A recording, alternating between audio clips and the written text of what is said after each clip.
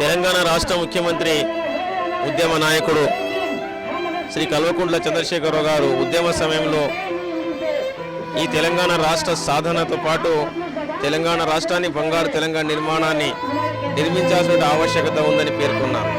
ప్రధానంగా ఈ తెలంగాణ రాష్ట్రంలో 15% ముస్లిం ప్రజలు నివసిస్తున్నారు.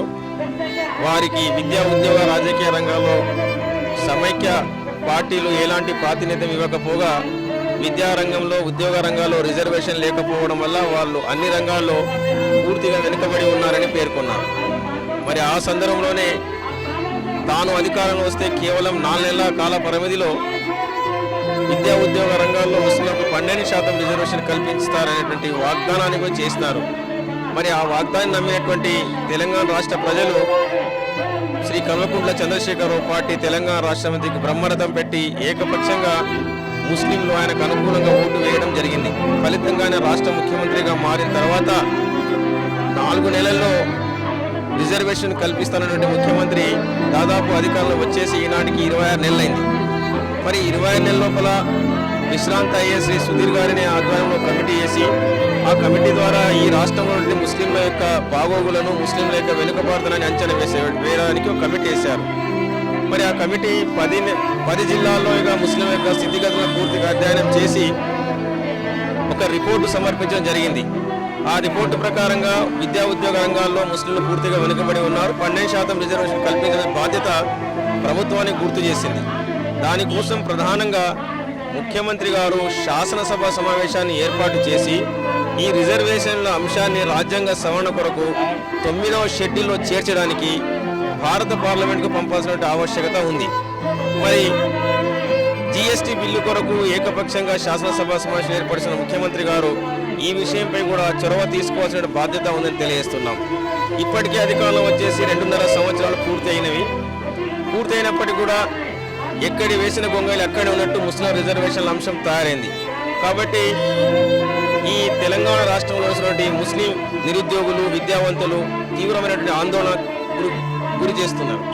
మరి వీరి ఆందోళన దూరం చేయడానికి ముఖ్యమంత్రి వెంటనే విద్యా ఉద్యోగ రంగాల్లో ముస్లింలకు 12% రిజర్వేషన్ కల్పించడంతో పాటు డబుల్ బెడ్రూమ్ల కేటాయింపులు, అదేవిధంగా ముస్లిం నిరుద్యోగులకు బ్యాంకులతో సంబంధం లేకుండా నేరుగా 5 లక్షల యూనిట్తో రుణాలు ఇవ్వాలని తెలియజేస్తున్నారు. అదేవిధంగా ఈనాడు ఎంఎస్ఆర్ఈఎస్సీ ఆధ్వర్యంలో ముస్లింల యొక్క సమస్యల మీద ప్రధానంగా ముస్లిం రిజర్వేషన్లు కల్పించడం కోసము ఈనాడు ఒక పెద్ద ఎత్తున ధర్నా కార్యక్రమం ఏర్పాటు చేయడం జరిగింది. ఈ ధర్నా కార్యక్రమానికి Telangana minority employees and workers association రాష్ట్ర శాఖ పూర్తిగా మద్దతు తెలుపుతూ ముఖ్యమంత్రి మీద విశ్వాసం వ్యక్తం చేస్తున్నాము. ఖచ్చితంగా త్వరలోనే ముస్లిం రిజర్వేషన్లను అమలుకు తగిన సహాయ సహకారం అందించాలని డిమాండ్ చేస్తున్నాం.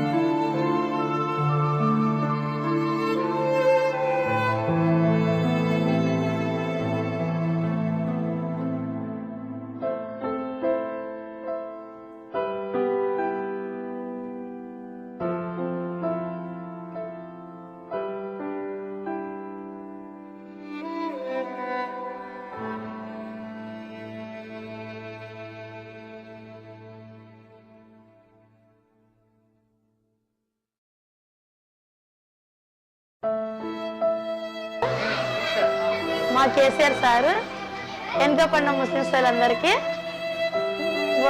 రిజర్వేషన్ చేస్తారని పూర్తిగా నమ్మకం ఉంది మాకు.